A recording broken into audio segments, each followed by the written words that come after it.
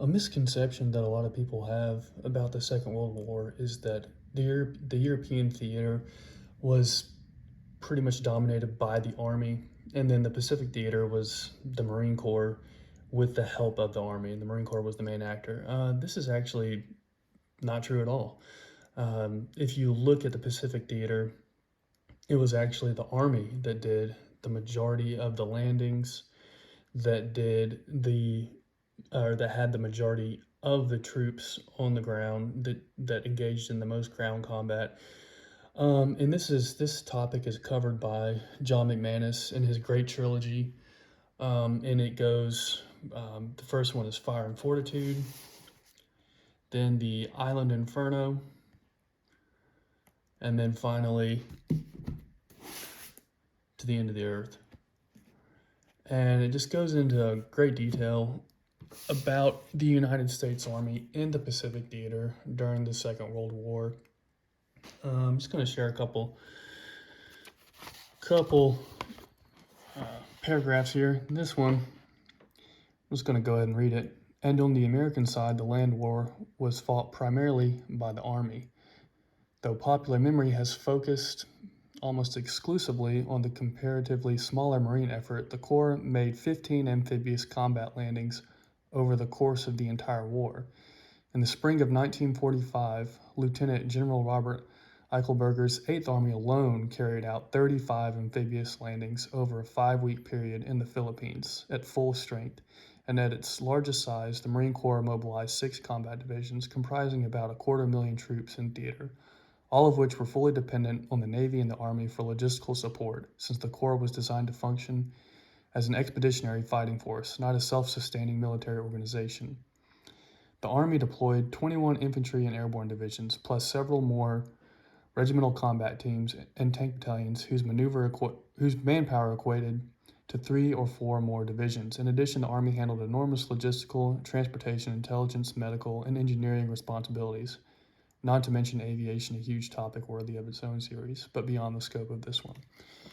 So as we can see, it was the Army that did the majority of the fighting in the Pacific, contrary to popular belief. And as we just read, the Army did more amphibious landings in 1945 alone than the Marine Corps did in the entire war. So, not trying to ruffle anyone's feathers. I know sometimes I've seen people online who are very surprised by this fact.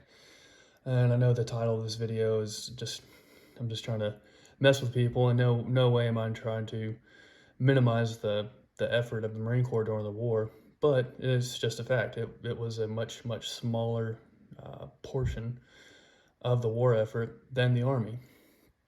And Island Inferno,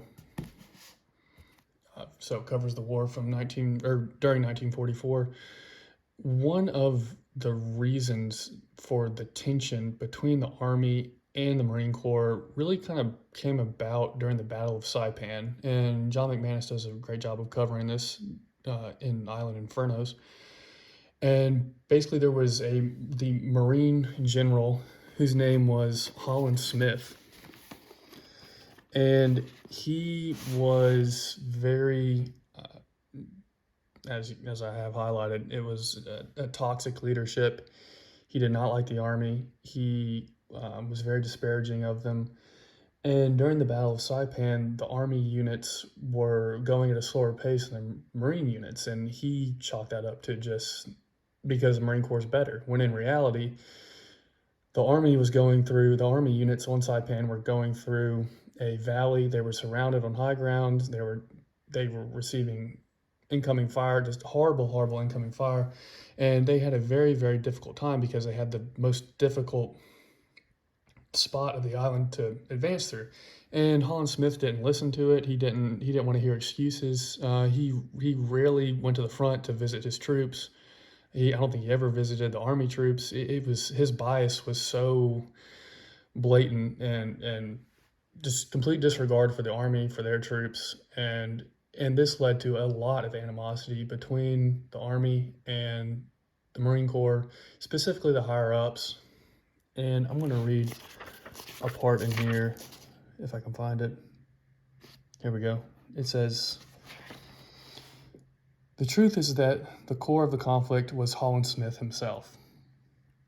Throughout the Saipan battle, Marines and soldiers tended to fight much the same way with tremendous courage. Tactically, their similarities outweighed their differences, especially at Death Valley, where no amount of valorous, dashing assaults could make any headway, as the Marines had begun to find out on June 22nd before the 27th Division relieved them.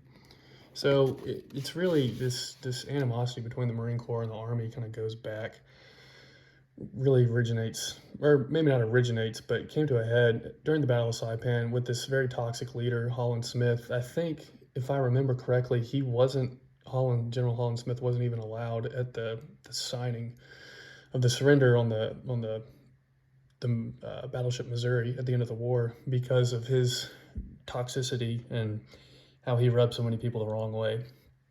The final book of the trilogy, like I've already showed, is To the End of the Earth. I actually have not read this one yet. I'm getting ready to, so I look forward to it.